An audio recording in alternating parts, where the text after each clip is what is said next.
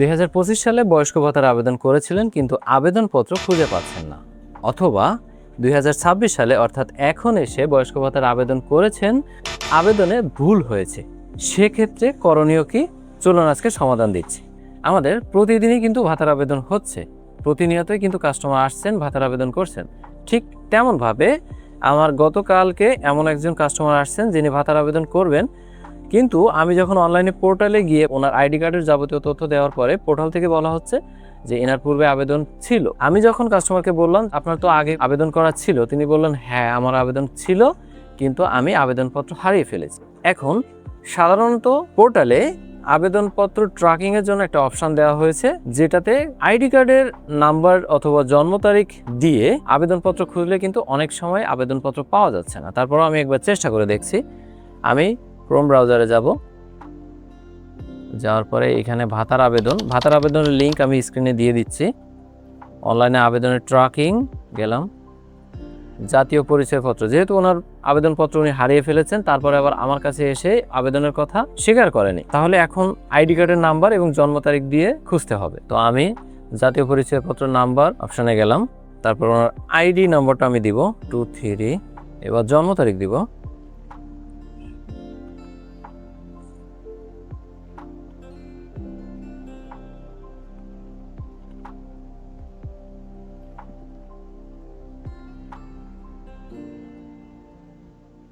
এখানে দেখাচ্ছে কোনো আবেদনপত্র পাওয়া যায়নি, তথ্য যাচাই করে আবার চেষ্টা করুন। এখন এই ক্ষেত্রে করণীয় কি?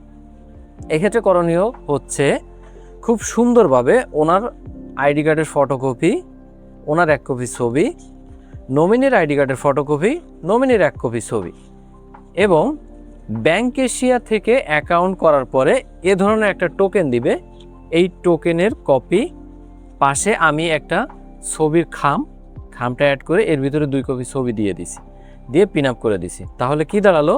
প্রথম হচ্ছে ব্যাংকের টোকেনের স্লিপ, তারপর হচ্ছে প্রার্থীর আইডি কার্ডের ফটোকপি, তারপর হচ্ছে নমিনির আইডি কার্ডের ফটোকপি, প্রার্থীর আইডি কার্ডের কর্নারে আমি একটা ছবির খাম দিয়ে প্রার্থী এবং নমিনির 2 কপি ছবি এখানে আমি ঢুকাই দিছি। এবার এখানে প্রার্থীর আইডি কার্ডের নিচে প্রার্থীর মোবাইল নাম্বার, এবার নিচে এখানে নোট করে দিতে হবে। কি নোট করে দিতে হবে?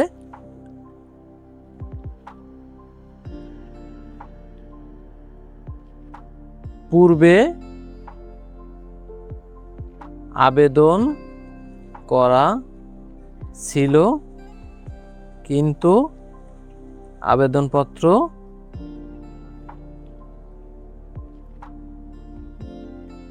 হারিয়ে গেছে,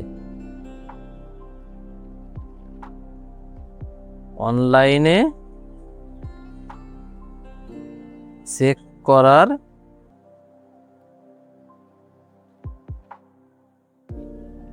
অনুরোধ রইল।